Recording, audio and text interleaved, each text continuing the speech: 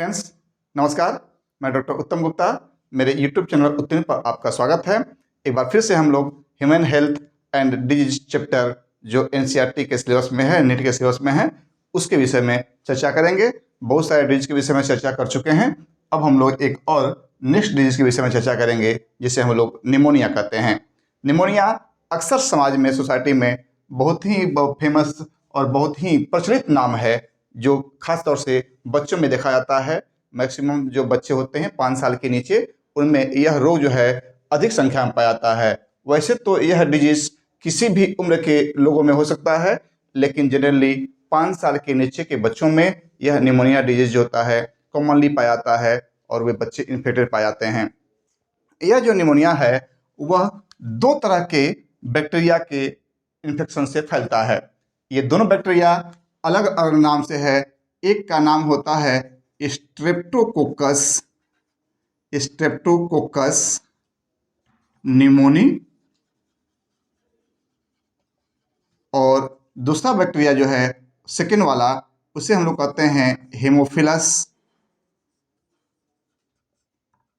Haemophilus influenzae.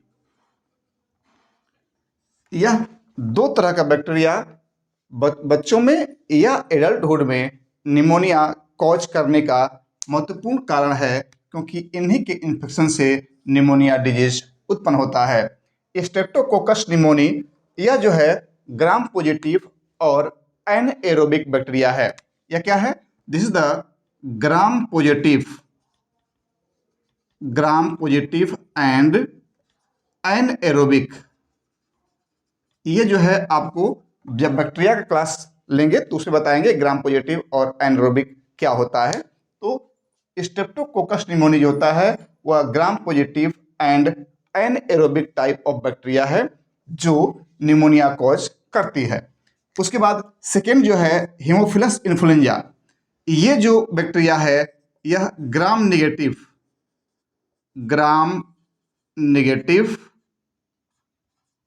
और anaerobic bacteria है। Anaerobic यह इसलिए हम बता रहे हैं क्योंकि यह बहुत ही इंपॉर्टेंट, इस चैप्टर में यही सब क्वेश्चन इंपॉर्टेंट है। स्ट्रेप्टोकोकस निमोनी जो निमोनिया कॉज करता है वह किस टाइप का बैक्टीरिया है? ऑप्शन में रहेगा आपका बहुत सारा, जिसमें से सही आंसर जो होगा वह होगा gram positive and anaerobic bacteria. उसी तरह से हीमोफिलस में gram negative and anaerobic bacteria. यह दोनों इस तरह का बैक्टीरिया है और ये दोनों जो है बैक्टीरिया निमोनिया कॉज करने में सहायक होता है, यानी निमोनिया कॉज करता है। अब आते हैं निमोनिया जो है उसका लक्षण क्या है और कैसे जो है वह स्प्रेड होता है। निमोनिया जो है जो पर्सन इस निमोनिया से इन्फेक्टेड है उसके ड्रॉपलेट से और एरोसेल से यह जो है बीमारी दूसरे व्यक्ति में, यानी दूसरे हेल्दी पर्सन में यह फैलता है। ड्रॉपलेट मीन्स कभी खांस लिया, उसके रेस्पिरेटरी सिस्टम से जो ड्रॉपलेट्स बाहर निकला है इन्वायरमेंट में, उस ड्रॉपलेट का इन्फेक्शन डायरेक्ट किसी भी पर्सन में चला गया है, तो उस तरह से यह निमोनिया का जो बैक्टीरिया है वह उसके अंदर प्रवेश कर सकता है। उसके साथ साथ वही ड्रॉपलेट्स खांसने से, सर्दी से, स्नीजिंग से जब किसी अटेंसिल्स में, जैसे बुक में या हैंडकरचिप में, रुमाल वगैरह में, जब वो अपने स्नीज करता है उस समय वह ड्रॉपलेट जो है उसके अटेंसिल में आता है। जब उस तरह के इन्फेक्टेड अटेंसिल का इस्तेमाल कोई हेल्दी पर्सन या बेबी करता है तो वह ड्रॉपलेट की सहायता से ये बैक्टीरिया उसके रेस्पिरेटरी सिस्टम में इंटर कर जाता है। तो इसका इन्फेक्शन क्या हुआ? ड्रॉपलेट्स। यह भी बहुत इंपॉर्टेंट क्वेश्चन है। यह जो है ड्रॉपलेट्स इन्फेक्शन होता है इसमें, मीन्स ड्रॉपलेट्स के द्वारा ये जो बैक्टीरिया हैं वे बैक्टीरिया हेल्दी पर्सन के अंदर इंटर कर जाते हैं और वह हेल्दी पर्सन इस निमोनिया से ग्रसित हो जाता है, निमोनिया से इन्फेक्टेड हो जाता है। अब आते हैं ये ड्रॉपलेट इन्फेक्शन के द्वारा यह शरीर में इंटर कर गया, यह हो गया entry of bacteria in the healthy human being from the environment और ड्रॉपलेट इन्फेक्शन। अब आते हैं कि ये सभी कैसे इन्फेक्शन करते हैं। जैसे ही यह ड्रॉपलेट इन्फेक्शन जो होता है हेल्दी मनुष्य में इंटर करता है तो यह रेस्पिरेटरी पैसेज से होते हुए लंग्स तक पहुंचता है। फिर सुन लीजिएगा, जैसे ही ड्रॉपलेट्स इन्फेक्शन की सहायता से स्ट्रेप्टोकोकस निमोनिया और हीमोफिलस इन्फ्लुएंजाe जो बैक्टीरिया है वह हमारे रेस्पिरेटरी पैसेज में इंटर किया, तो रेस्पिरेटरी पैसेज से होते हुए वह हमारे मीन्स हेल्दी पर्सन के लंग्स तक पहुंचता है। लंग्स में पहुंचने के बाद वह वहां जाकर के अल्वुलाई, जो लंग्स का स्ट्रक्चरल एंड फंक्शनल यूनिट है, उस अल्वुलाई में इस तरह का बैक्टीरिया इंटर कर जाता है। वहां जाने के बाद उस अल्वुलाई में इन्फ्लेमेशन होता है, स्वेलिंग होता है और उसमें फ्लूइड फिल्ड हो जाता है, मीन्स उसमें लिक्विड जो होता है वह भर जाता है, जिससे एयर कंटेनिंग स्पेस जो होता है यानी लंग्स का वह कम हो जाता है। इसी कारण से निमोनिया से ग्रसित जो लोग होते हैं उनको सांस लेने में समस्या होती है, यानी ब्रीदिंग डिफिकल्टी होती है, यानी डिफिकल्टी इन ब्रीदिंग, डिस्निया और जो है ब्रेथलेसनेस होने लगता है, यानी सांस लेने में कष्ट होने लगता है। इसी कारण से उस तरह के पर्सन को उस समय ऑक्सीजन की जरूरत होती है, तो हम लोग बाहर से ऑक्सीजन देते हैं। तो क्या हुआ, यह जो रेस्पिरेटरी पैसेज से लंग्स में इंटर किया, लंग्स में इंटर करने के बाद उसके लास्ट पार्ट तक गया, मीन्स अल्वुलाई तक गया। जो अल्वुलाई में जाने के बाद वहाँ जो अल्वुलाई होता है इन्फेक्शन से उसमें फ्लूइड फिल हो जाता है, जिससे वहाँ लोगों को यानी जो लोग इससे इन्फेक्टेड होते हैं उनमें ब्रेथलेसनेस होता है, मीन्स सांस लेने में परेशानी होने लगती है। इतना ही नहीं, इसका सिम्टम में सिर्फ सांस लेना ही नहीं है, सांस लेने में कठिनाई ही नहीं है, बल्कि इसके साथ साथ कफिंग होता है, मीन्स कफ होता है, कभी कभी उससे फीवर आ सकता है, कभी कभी उसे चिल मीन्स जो है शरीर ठंडा होता है तो उसमें कपकपी होने लगती है, उसे हम लोग चिल एंड राइगर कहते हैं। तो चिल होता है, ठंडा लगने लगेगा, कभी कभी हेडेक होता है, साथ साथ जो है वह लेथर्जी महसूस करेगा, टायर्डनेस महसूस करेगा। तो इस तरह से ये सभी सिम्टम्स निमोनिया में आता है जब कभी भी एक पर्सन, हेल्दी पर्सन, इस निमोनिया बैक्टीरिया से इन्फेक्टेड होता है, उस कंडीशन में ये सभी सिम्टम्स आते हैं। ये सभी सिम्टम्स आने के बाद मैन जो होता है वह इल हो गया, उस समय इस पे जो एंटीबायोटिक के रूप में जो दवाई काम करता है वह दवा होता है जनरली आप एजिथ्रोमाइसिन और एमोक्सिसिलिन, इस टाइप का जो एंटीबायोटिक होता है, मीन्स मैक्रोलाइड्स जो होता है उसका इस्तेमाल किया जाता है, या पेनिसिलिन ग्रुप का जो कुछ मेडिसिन है जो दवा के रूप में हमारे मार्केट में मिलता है उसका यूज करते हैं। ऐसे आप लोगों को यूज नहीं पता, उसमें क्वेश्चन पूछेगा, लेकिन ऐसे आप नॉलेज रख सकते हैं कि किस तरह का मेडिसिन निमोनिया के लिए हम लोग यूज कर सकते हैं। तो ध्यान दीजिए, निमोनिया बहुत ही आसान यह जो चैप्टर है और बहुत ही इजी है, साथ साथ बहुत इंपॉर्टेंट है, क्योंकि नीट एग्जामिनेशन में ये सभी क्वेश्चन जो है आया करता है। फिर से एक बार हम लोग ब्रीफ कर लेंगे। Pneumonia is caused by streptococcus pneumoniae which is the gram positive and anaerobic bacteria and Haemophilus influenzae that is the gram negative and anaerobic bacteria. Pneumonia is spread by the droplet infection, means जब कोई infected person snitch करता है, खांसता है, उस समय droplets जो होते हैं उसके रेस्पिरेटरी पैसेज के जो ड्रॉपलेट्स होते हैं वो उसके अटेंसल में आ जाते हैं। उस तरह के पर्सन का अटेंसल यूज करने से यह बैक्टीरिया उस हेल्दी मनुष्य के अंदर पहुंच जाता है। उसके बाद पैसेज कैसे पहुंचता है और पैथोजेनेसिस क्या है उसका। जैसे ही यह बैक्टीरिया रेस्पिरेटरी पैसेज में इंटर करता है, वहां से होते हुए वह लंग्स तक पहुंचता है, लंग्स के लास्ट यूनिट जिसे हम लोग अल्वुलाई कहते हैं उसमें पहुंच जाता है, मीन्स इसका इन्फेक्शन अल्वुलाई तक पहुंच गया। अल्वुलाई में इन्फेक्शन होने से वहां इन्फ्लेमेशन आता है, स्वेलिंग होती है, साथ साथ अल्वुलाई में फ्लूइड जो होता है वह फिल हो जाता है, जिससे उस पर्सन को रेस्पिरेशन यानी ब्रीदिंग करने में समस्या होती है, यानी डिफिकल्टी इन ब्रीदिंग होती है।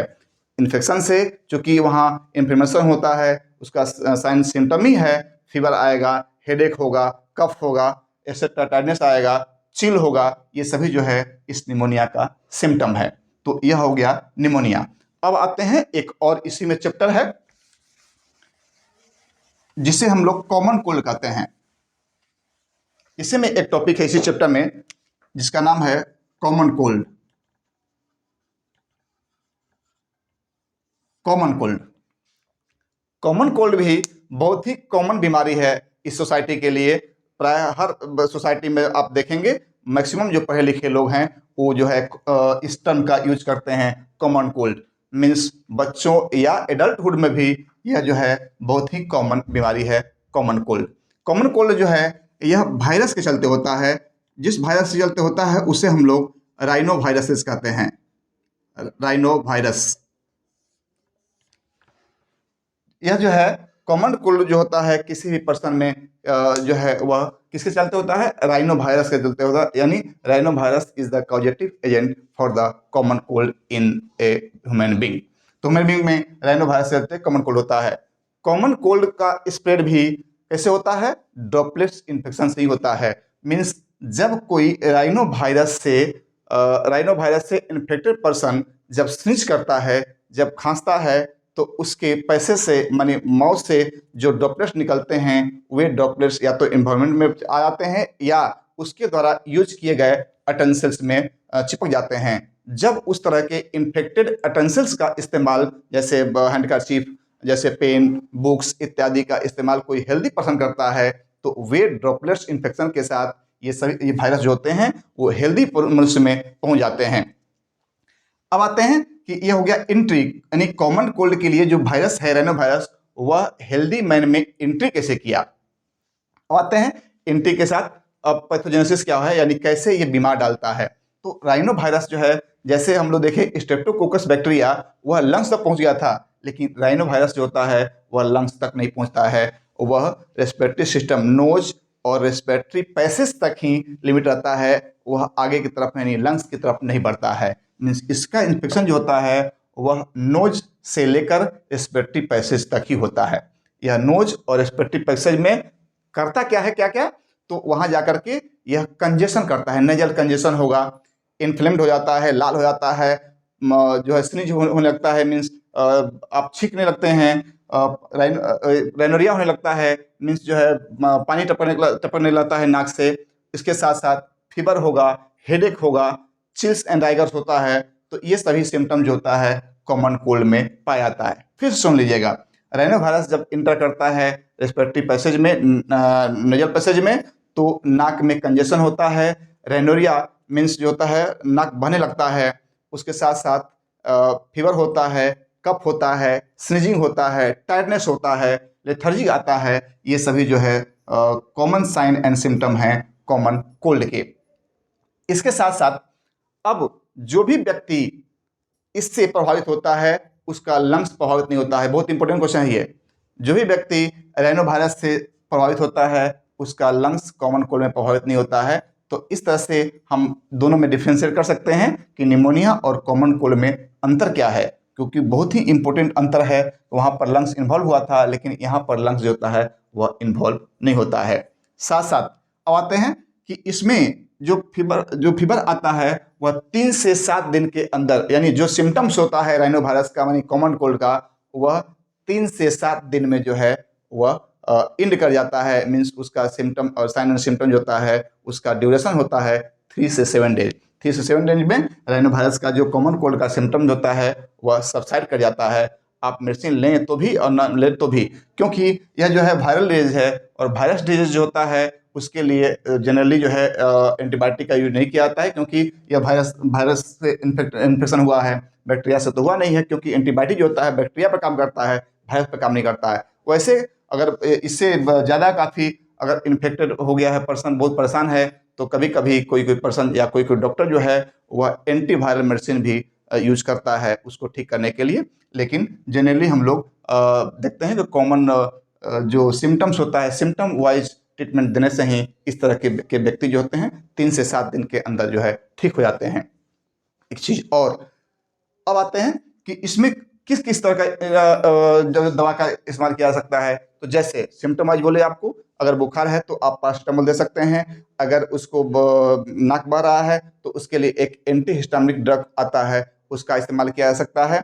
और अगर उसको इसके अलावा यानी यह जो है परसिस्ट कर गया लंबा, तो इसके साथ साथ वीकनेस होने से कभी कभी देखेंगे हम लोग कि वह जो है अदर इन्फेक्शन होता है जिसे हम लोग सेकेंडरी इन्फेक्शन बोलते हैं। तो सेकेंडरी इन्फेक्शन के कंडीशन में हम लोग एंटीबायोटिक का इस्तेमाल करते हैं, क्योंकि उस समय वायरस का जो है ड्यूरेशन 3 से 7 दिन खत्म हो गया रहता है। सेकेंडरी इन्फेक्शन जो होता है बैक्टीरिया के चलते हो गया रहता है, इसके चलते हम लोग किसी एंटीबैक्टीरियल मेडिसिन का इस्तेमाल करते हैं, जैसे एजिथ्रोमाइसिन, मैक्रोलाइड्स जो होता है, या पेनिसिलिन ग्रुप का एमोक्सिसिलिन दवा का इस्तेमाल हम लोग करते हैं। तो इस तरह से आपके आपके चैप्टर में कॉमन कोल्ड और निमोनिया, यह दो बहुत ही इम्पोर्टेंट क्वेश्चन था, टॉपिक था, जिसमें जो भी क्वेश्चन आ सकता है वे सभी क्वेश्चन के विषय में आपको बताया।